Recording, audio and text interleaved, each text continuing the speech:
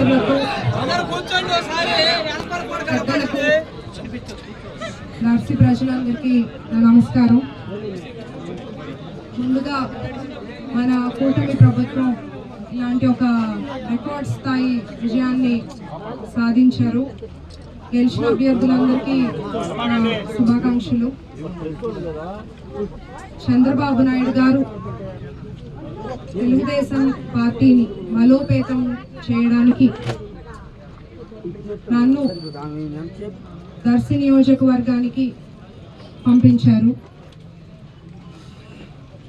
గెలుపోటములు ఆలోచించుకోకుండానే నేను ఇక్కడికి అడుగు పెట్టాను. ఆయన నా మీద నమ్మకంతో నన్ను దర్శి నియోజకవర్గానికి పంపించారు. నేను ప్రజల మీద నమ్మకంతో ఇక్కడికి వచ్చాను. 40 రోజుల్లో నాకు ఎంతో నన్ను ఆదరించి అభిమానించారు. ఈ 40 రోజుల్లోనే నాకు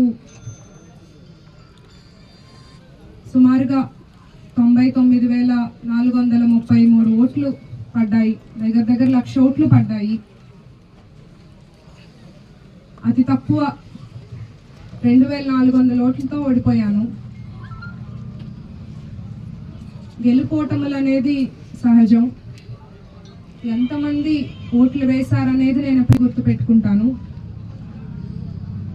చంద్రబాబు నాయుడు గారు పలు సందర్భాల్లో ప్రముఖ నాయకులతో దర్శి గురించి చర్చించడం జరిగింది.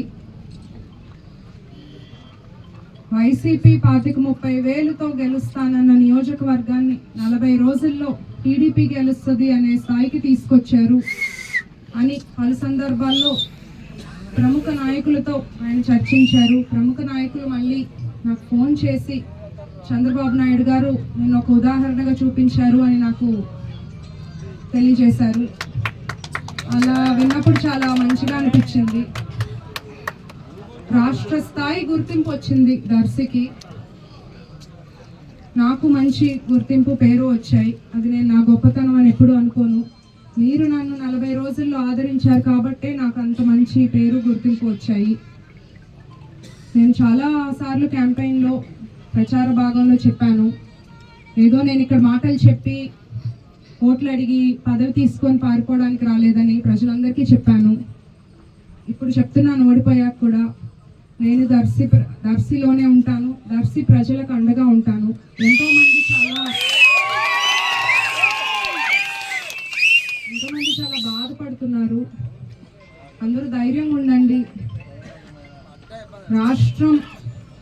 రాష్ట్ర స్థాయిలో మనకి సహకారం ఉంది. చంద్రబాబు నాయుడు గారి సహకారం ఉంది. చంద్రబాబు నాయుడు గారు, పవన్ కళ్యాణ్ గారి నాయకత్వంలో, ఎంపీ గారి సహాయంతో మన రాష్ట్రం ఎట్లయితే అభివృద్ధి చెందుతుందో అలాగే ఇక్కడ కూడా దర్శి అభివృద్ధికి నేను నా వంతు కృషి చేస్తాను. పైన మోడీ గారు ఉన్నారు, బీజేపీ సహకారం ఉంది.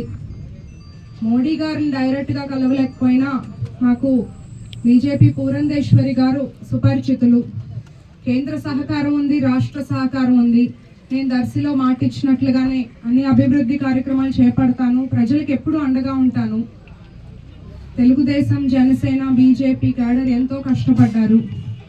40 రోజుల్లో అంత కష్టపడ్డారు కాబట్టే ఇంత గట్టి పోటీ ఇవ్వగలిగాము. నేను ఈ 5 ఏళ్లలో ఇంకా కష్టపడతాను.